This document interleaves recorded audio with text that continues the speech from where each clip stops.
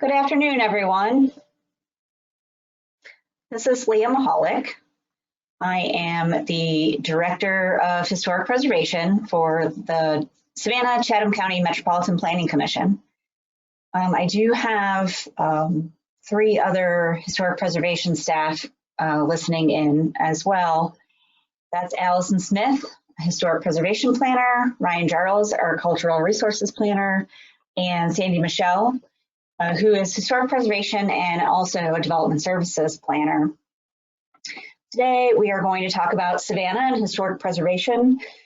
For a lot of you, I see a lot of familiar names. For a lot of you, this will be a refresher course in the history of historic preservation in the United States and why it's important here in Savannah and who some of the players are. But before we do that, I wanted to talk about what else we have going on here at the MPC for Preservation Month.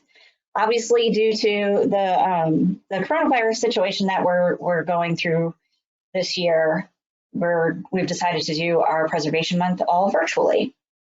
So this is really our first event. We did start an Instagram account about a week ago and have been making posts, and we'll continue to do that throughout the rest of the month. But I wanted to talk a little bit about Preservation Month, and that's every year in May, local preservation groups, state historical societies, businesses, organizations in the United States celebrate Preservation Month. It began as National Preservation Week in 1973, but in 2005, the National Trust for Historic Preservation, who we'll talk about a little bit today, extended the celebration to the entire month of May for every year. It's supposed to provide an opportunity to not only celebrate historic preservation throughout the country, but to help people become more informed about historic preservation.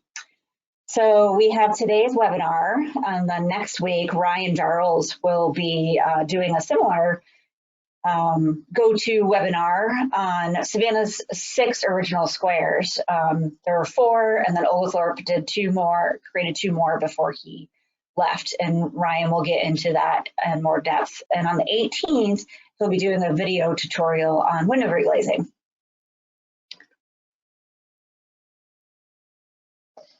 So with the beginning of historic preservation, early preservation in Savannah. I'm sure most of you who have been here for any amount of time recognize this building. This is the Davenport House. And generally, it's accepted that the preservation movement in Savannah began with this house, with the Isaiah Davenport House. It's an 1820s brick home on Columbia Square. In 1955, this building was proposed to be demolished for a surface parking lot. It actually had to do with the Kehoe House, which is also on this square. And at the time, it was a funeral parlor, and they needed some more parking. So a group of people, they're actually local women, decided to get together and save this building. This house was saved, and out of that group of activists, the Historic Savannah Foundation was founded. And I'll talk a little bit about Historic Savannah Foundation in a little while as well. So preservation of the Davenport House came on the coattails, let's say, of the demolition of the City Market building that was in Ellis Square. It was the same year, and it was not able to be saved. It was torn down again in 1955 to build this parking garage here. So that parking garage had a 50-year lease on it, and when that lease ended in 2005, the city tore it down and brought back a public square. So this is Ellis Square. It was actually shortly after it was completed in 2008.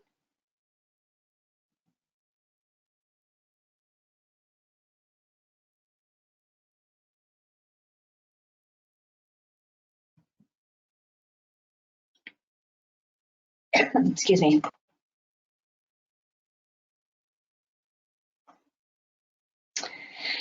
So this is another one of Savannah's great losses, or preservation catalyst, should we say, during this time.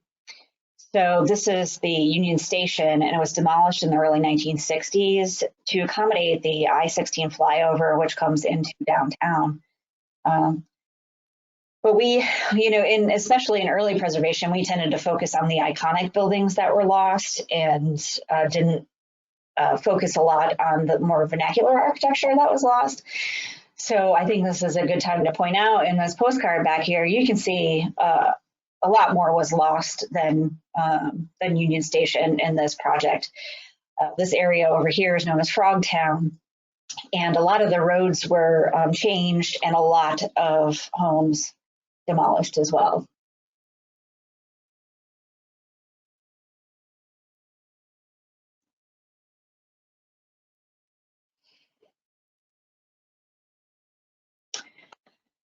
So the DeSoto Hotel, which was the name of this beautiful hotel here, it was on Liberty Street, and it was demolished in 1968 for a Hilton Hotel.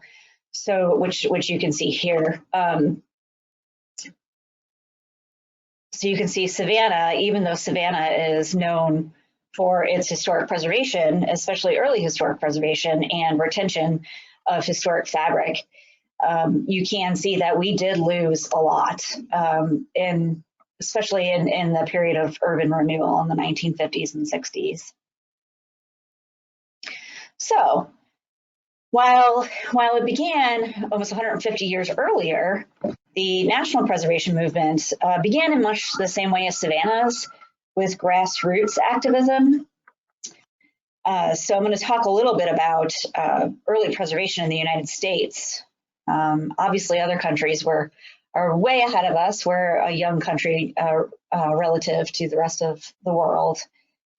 But in 1816, one of the earliest preservation efforts in the US was to save Independence Hall in Philadelphia, and that's this building up here. It was slated to be demolished, and a number of historical associations and locals made strong appeals of its demolition, and the city of Philadelphia decided to purchase it and preserve it instead. In 1853, the Mount Vernon Ladies Association. So this is Mount Vernon down here. They were called the Mount Vernon Ladies Association of the Union. So, and they're actually considered the first organized preservation group in the U.S. It was founded in 1853 specifically to save Mount Vernon, which, if you don't know, was where George Washington lived. It was his homestead. In the late 1800s, the federal government began showing interest in preservation. It started on a little bit of a different track than sort of these grassroots or private endeavors. They began by protecting natural features, they created Yellowstone National Park in 1872, and they began a program to acquire Civil War battlefield sites as well in order to protect them. 1889, Congress designated Casa Grande Ruin in Arizona as the nation's first national monument. The first federal funding ever allocated for preservation was allocated to Casa Grande. So we're going to skip ahead a little bit to the Antiquities Act, 1906. It was authorized by the president to designate national monuments on land owned or controlled by the federal government. It was the first U.S. law to provide protection for cultural or natural, historic resources in the United States. And it was the first historic preservation policy in the United States. So as we move in later, 1916, the National Park Service was established, which I'm sure you're all familiar with. And they put it within the U.S. Department of the Interior, which we'll talk about a little bit, but as you all know, that's why we call them the Secretary of the Interior Standards for Rehabilitation. So this was the administrative agency for all of our national parks in this country. And today it is the sponsoring agency for most federal preservation programs. So back to a little bit of private endeavor, a man named Dr. William Goodwin, he relocated to Williamsburg, Virginia in 1923. Here's Colonial Williamsburg here on the slide. And he recognized the historical importance of this town, which had been overlooked for a long time. And he began a campaign to reconstruct the town. So with help with folks like the Rockefellers, this became the first attempt anywhere in the US to restore an entire town, through government or through private endeavor. Most of you probably know today Colonial Williamsburg is still quite the tourist attraction.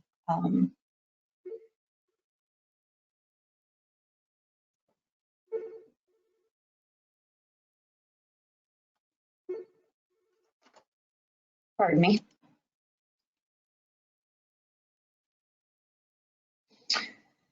So to continue on, the first city to establish a historic district with any type of regulatory control was Charleston. No, it wasn't us. I wish it was, but it was not us. So in the 1930s, Charleston, South Carolina established basically what amounts to a local historic district. Basically, they in quotes, so to counter a threat from outsiders who were dismantling many of the beautiful Charleston houses, local cities and planners established a local historic district, a local historic zoning ordinance in 1931. So they came up with the local review board and the standards to review exterior changes within the district and to issue certificates of appropriateness. Certificates of appropriateness. So following on them, the French Quarter in New Orleans was established in 1936. And nope, still not us, Philadelphia, Pennsylvania in 1955. Us later in 1973, which we will talk about a little bit more later, of course. 1934 is a pretty big deal. So you can see this flyer over here. The Historic American Building Survey was established under FDR as the first, and the only ever federal program to document historic buildings. And if you've never gone onto the HAB's website to see what they have there, it's pretty amazing. The survey covers buildings and structures and all types, from the smallest vernacular structures all the way up to the most monumental buildings. The Department of the Interior provided the administration and the funding, but they also established the documentation standards, which are actually very rigorous. As a result, the data compiled in the 1930s is among the best historical records of buildings and structures. And unfortunately, a lot of these buildings have been demolished, so it's it's a pretty good record of what we did have too. So I do strongly recommend taking a look at that if you haven't already. And in the MPC's files as well, we have a lot of the photographs that were taken as part of the Historic American Building Survey in the 1970s of the Victorian Historic District. And actually that program does still exist. So just a bit of a personal note here too. Some of the couple of the losses and wins I wanted to show. Just for anybody who doesn't know, I'm from Buffalo, New York, and so New York is obviously very near and dear to my heart. So here are a couple of sort of those urban renewal issues back in the 60s and 70s with New York City. And so Penn Station in New York City was lost. So it was demolished by a group called the Penn Station Developers, actually, and they demolished it. And if anybody's familiar, that's actually where Madison Square Garden is now. So when the same developer put Grand Central Station up as a proposed design, they were proposing, so this down here is Grand Central Station, and this 50-foot tower was proposed to be literally added to the top of Grand Central Station. So when, after the loss of Penn Station, folks did not want this to happen. And it sounds so simple when you say it that way, but it was a lot of groups and that came together, and a lot of powerful people, such as Jackie Onassis, that came together to help save this, and actually went all the way to the Supreme Court, where the developer lost the case and the building was saved. So again, just excuse me for focusing on New York City for a few minutes there, but obviously a very important city in our country, and important legislation and Supreme Court decisions that came out of that. So we're going to get into a little bit more, I guess, modern preservation history. In 1949, the National Trust for Historic Preservation was established. So as I sort of mentioned early on, a lot of the preservation efforts were grassroots. They were private citizens or those kinds of things, and then the government got involved. And generally, it's considered that when the National Trust was formed, that it helped to bring those two groups together so that they could protect significant individual landmark buildings as well as landscapes, features, parks, those sorts of things. And this is what's considered a quasi-public organization. So in 1966, the National Trust for Historic Preservation published a report entitled "With Heritage So Rich," and I have the cover on here. This influential document illustrated what had been lost of American architectural heritage, and it proposed an expanded role for preservation supported by the federal government, not just, so these grassroots efforts weren't alone anymore. So With Heritage So Rich ultimately led to the National Historic Preservation Act of 1966, which is undoubtedly the most important historic preservation legislation ever passed by Congress of the United States. It's among, it does a lot of things, the act, but among some of its provisions, the act established the National Register of Historic Places. It encouraged the concept of locally regulated historic districts. Now remember, this is 35 years after Charleston created a local historic district. It authorized enabling legislation to fund preservation activities. It encouraged the establishment of the state historic preservation offices, which we call SHPO. And it also established the Advisory Council on Historic Preservation. So it defined how federal programs would rely on cooperation of owners of historic properties, but also not interfere with private ownership rights. So a very important time in our history, and it seems like yesterday, although it was just 4 years ago when we celebrated 50 years of the passing of the National Historic Preservation Act, as well as 50 years of Savannah being listed on the National Register of Historic Places. It was listed on the very same year that that the National Register was adopted. So why? This is a question, and I get this from new people that I meet sometimes, or why does this interest you? Why do this? Why is this important to you? Why historic preservation? So I started thinking about this, and I know what it means to me and why I started becoming interested in it. And I'll give you a real brief look into how I became interested. So I was working as an interior designer in Buffalo, New York, where I'm from. And our office was in an old rehabilitated soap factory building, actually. And I spent my days drawing new designs for mostly K through 12 schools, but I would also do things like metal buildings for, one I remember specifically was like a fruit company, like a jarring company, and metal buildings and lay out where their bathrooms were, things like that. So as I'm doing things like this, and metal buildings aren't made to last, I'm looking out the window of my 6th floor office, and I see the 500,000 square foot central terminal in Buffalo, New York, sitting vacant. And I started going, what am I doing? Why am I doing designs to build this new metal building that'll last 30 years when we have spaces available that are perfect to be reused for such things?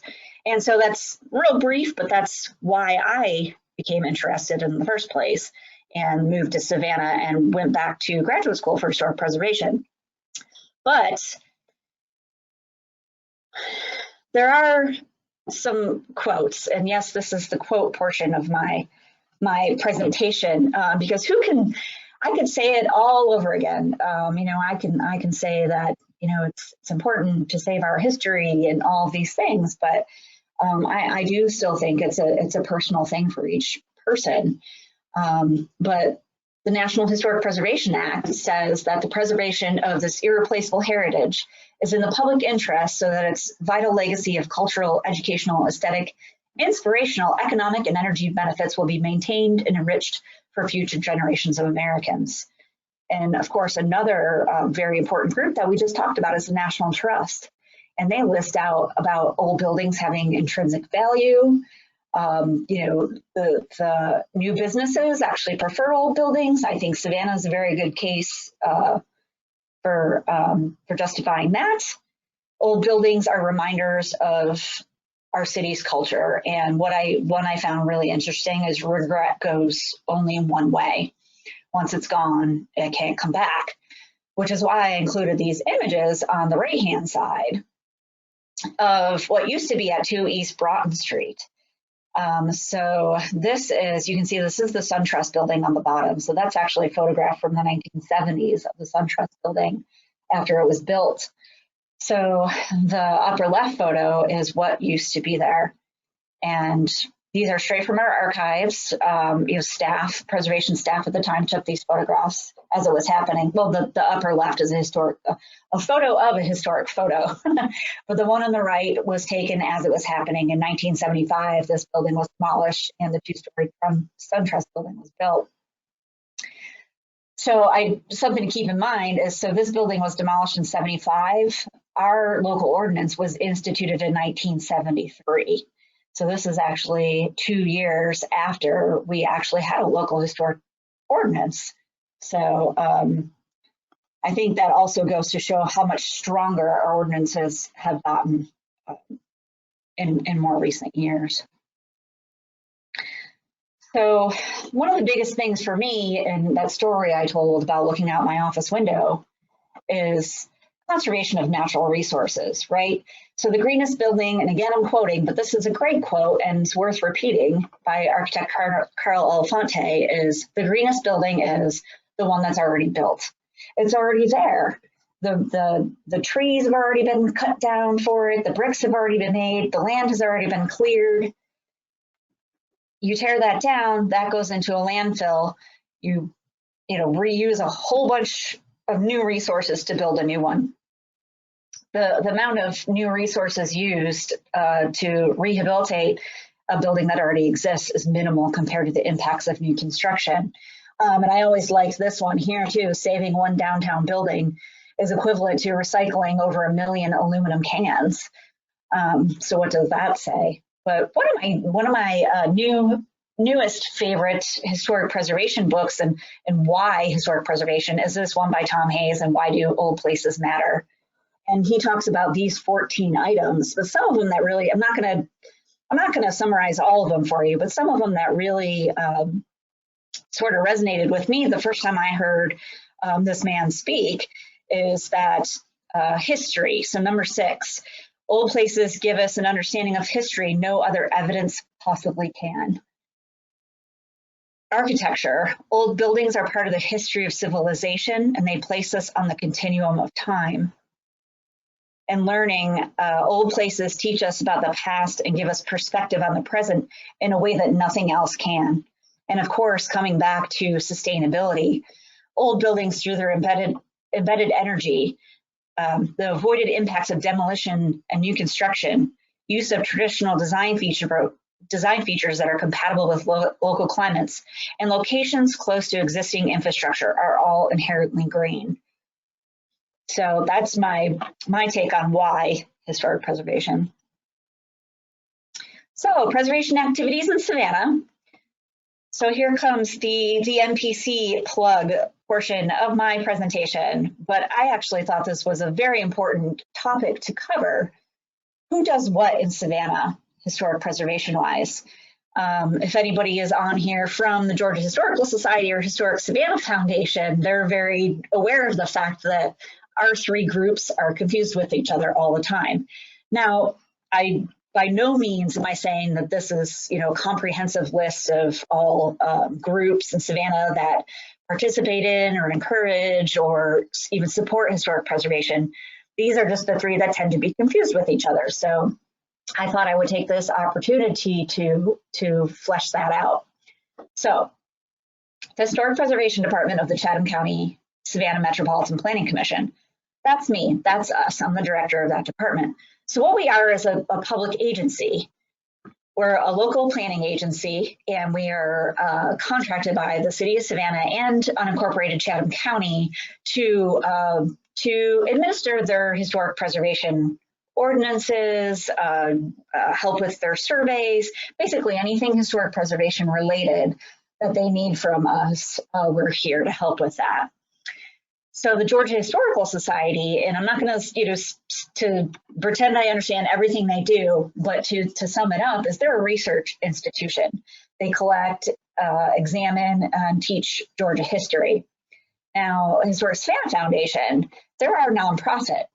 So their mission is to save buildings, places, stories that define Savannah. They do a lot of advocacy and education, and they have a revolving fund. So I know that's sort of brief, but hoping that sort of dispels any mystery about what the three of us do. We certainly all work together towards a common goal, but have different pieces of that puzzle to fill, if you will. So this is our mission statement as the MPC. And you can see right in there, quality of life for all to enjoy a community that is historic, sustainable, mobile, and prosperous. So we were created in 1955, jointly created by the commissioners of Chatham County and the mayor and aldermen of the city of Savannah, initially to develop a master plan to help with orderly growth of the downtown district, and before it was actually a historic district, and to help with the residential and industrial development of the city and unincorporated Chatham County. So again, that was 1955, and if you put that all in perspective, that was the year that City Market was demolished, that was the year the Davenport House was saved, and the year the Historic Savannah Foundation was founded. So this is a great graphic, I think. This is MPC as the umbrella. So MPC doesn't just do historic preservation. We have 5 departments. We have advanced planning, current planning,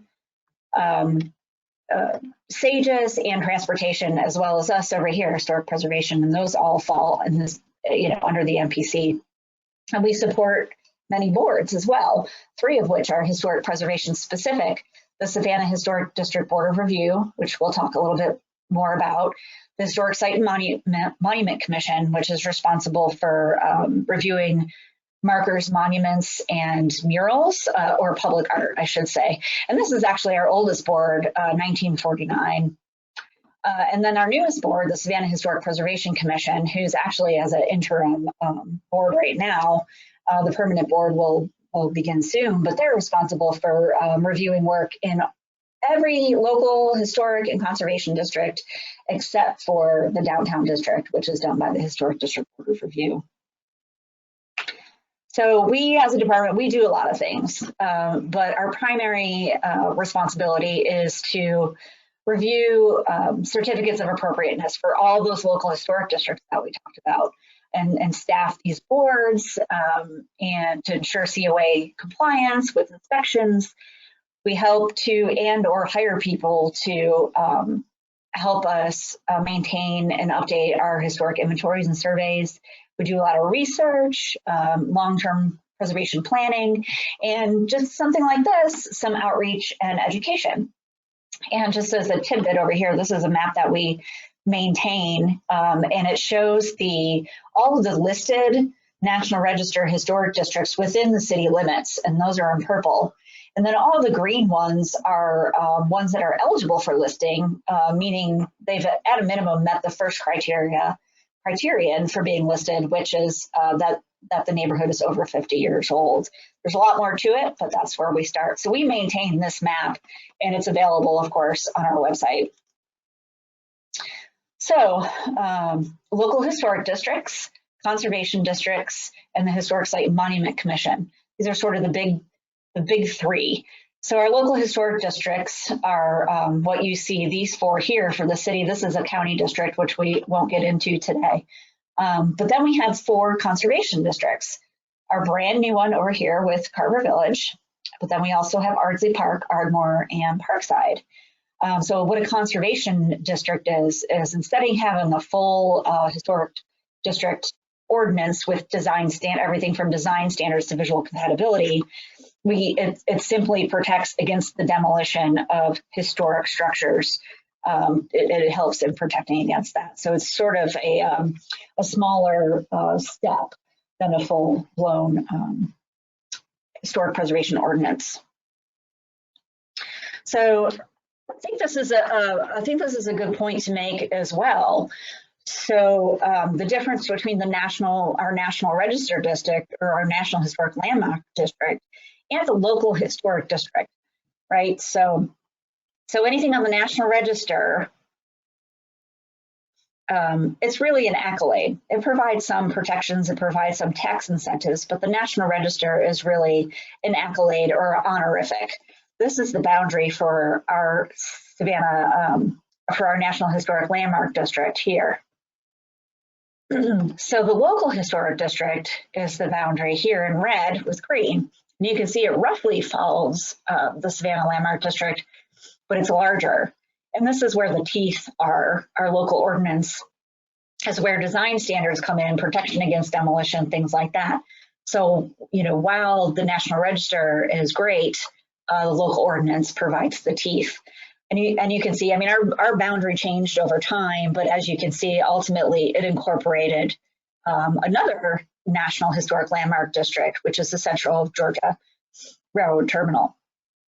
So why did I tell you all that about the MPC? Again, we're the ones that administer this local ordinance, overlaying the landmark district, protecting, and issuing certificates of appropriateness for alterations in the district. Again, downtown was listed on the National Register in 1968, and it's a National Historic Landmark District, it's the highest honor that you can receive. It's considered to have, an NHL, as we call it, is considered to have outstanding historical significance above and beyond National Register listing. So there's only about 2,500 National Historic Landmarks, which is roughly 3% of the over 90,000 places listed on the National Register. Savannah's is one of the largest districts at approximately 0.83 square miles. Well, the important part is, why is Savannah an NHL? Again, so I'm going to mention Oglethorpe's plan because of its physical plan, which we call the Oglethorpe Plan.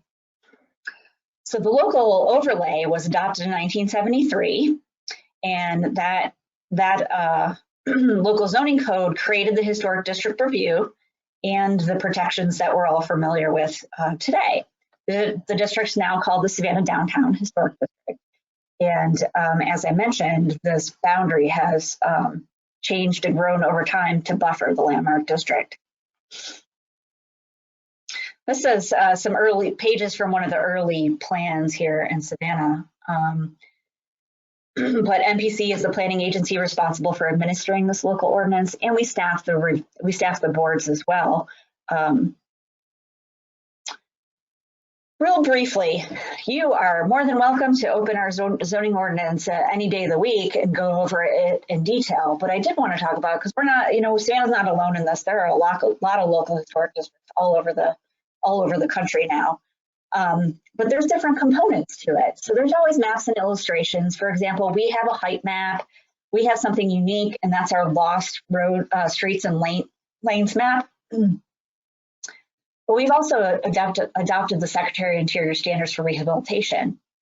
Visual compatibility, those are sort of our a little bit more subjective standards. So, the height of a building must be visually compatible to contributing buildings to which it's visually related. the design standards, which a lot of ordinances have as well, we have an extensive ones that pertain to both contributing and non-contributing buildings. But that would be something very specific, as in the first floor of a building must be 14 feet 6 inches high. And also, special to Savannah is our character area standards. So we have some unusual areas within our landmark district as well, such as Factors Walk, which is unique, such as Beach Institute, if you're familiar with it. So we have additional standards that apply to those areas. Large scale development standards, so those are for buildings, depending on your zoning district, 4 to 5 stories in height and or a large footprint. And once you're considered large scale, then you're actually eligible for a bonus story, which is a whole nother game, but there's additional standards available. There's additional story available if you give back to the community. And very new with the adoption of the new zoning ordinance is the special exception criteria. And that allows the review board and the Historic Preservation Commission to grant adjustments to basically to the design standards and to the Secretary of the Interior standards. All right, so the moment you've all been waiting for, Savannah and the Oglethorpe plan. I usually start my presentations with Savannah and the Oglethorpe plan, but I decided to end with it today because, well, let's just go through it. So James Edward Oglethorpe. So he left England in 1732 and arrived in Charleston 2 months later. And Oglethorpe wrote this statement about the what's now known as Savannah, or the downtown portion of Savannah. He wrote this statement about it, about its 40-foot bluffs and its beautiful view of the sea. He talks a lot about it, and it was originally a part of the royal grant paid to the Carolinas. It was the 13th colony, Georgia, 13th and last colony, and Savannah ended up becoming a buffer between Carolina to the north and actually the Spanish and what is Florida to the south. So the initial idea here is that it was basically for the poor folks to come and start over again, and also for folks that wanted to practice religious freedom, wanted to have religious freedom. Slavery initially was banned, lawyers were banned, hard liquor was banned. Their initial idea was that they would grow silk and grapes to make wine. Ironic, well, hard liquor, not wine, was banned. So the new colony was sold to the colonists as a place to make a better life. Each settler would be granted one tithing lot, 1.5 acre garden lot, and a 45 acre farm lot, which I'll talk a little bit more about tithing lots and those things. So they made it illegal for anyone to gather more than 500 acres of land. To sort of, I guess, eliminate the accumulation of wealth was the initial idea of the Savannah settlement. So here is one of the earliest drawings of the Oglethorpe plan. This is from March 1734. So Oglethorpe began by laying out these 4 original squares. You can see the squares here. And this is this whole portion is called a ward. And he laid out the first 4, Johnson, Ellis, Telfair, and Wright. Those weren't necessarily their original names of the squares. By the time the Oglethorpe plan was done being repeated, we had a total of 24 squares. And basically a square is 4 truss lots, tithing lots around the square with lanes. And I have a different and closer up drawing of that I'll show you in a moment. But the lanes, they were added in to keep, well, carriage houses, so animals and slave quarters and things of those nature on the back lanes, and so they were not as much of a focal point. The squares were actually a military purpose. So the idea was that you could get in that square and easily defend your ward. Excuse me.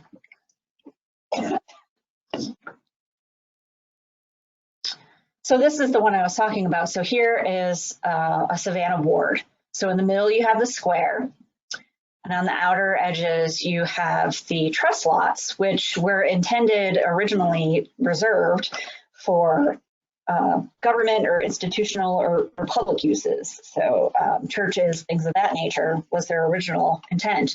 And then, as I mentioned, each settler would get a tithing lot, and then further outside they would get the farm lot and the garden lot. But here were the lanes, here were the tithing lots with the lanes running through them here.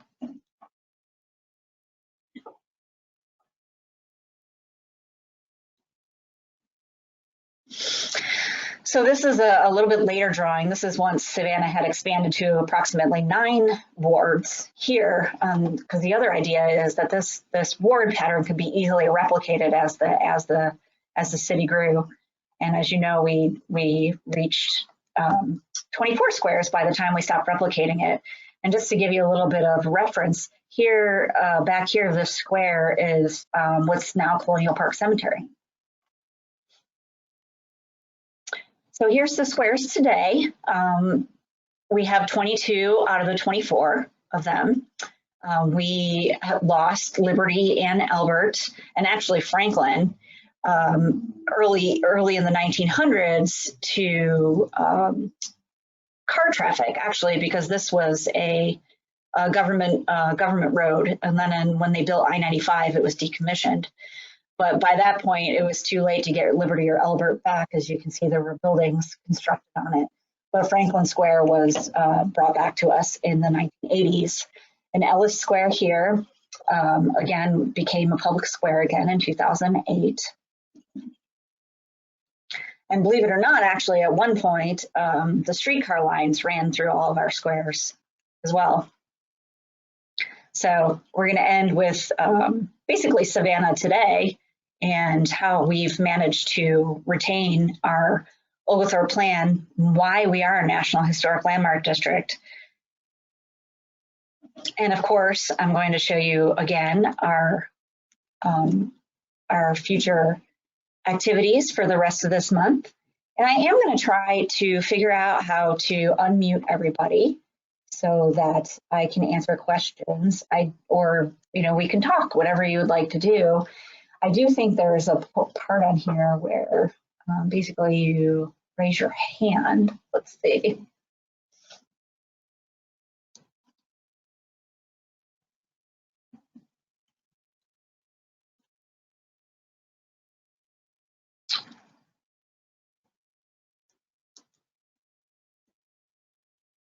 Oh, everybody's muted.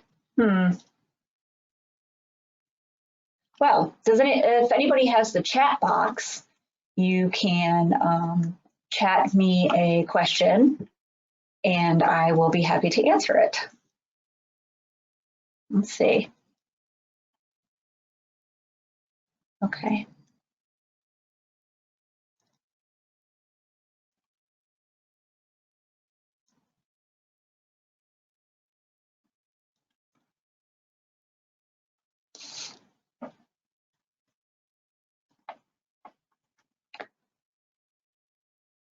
I apologize. I wish I had a better way to ask questions. We will work out any kinks on that for our second one. So I don't see any questions being brought up, or if anybody sees the raise your hand function, that's another option. Okay, well, thank you all. I hope I taught you something you might not have known today, or refresh things you maybe have forgotten over the years. But I appreciate everybody coming today, and happy Preservation Month. Have a good day.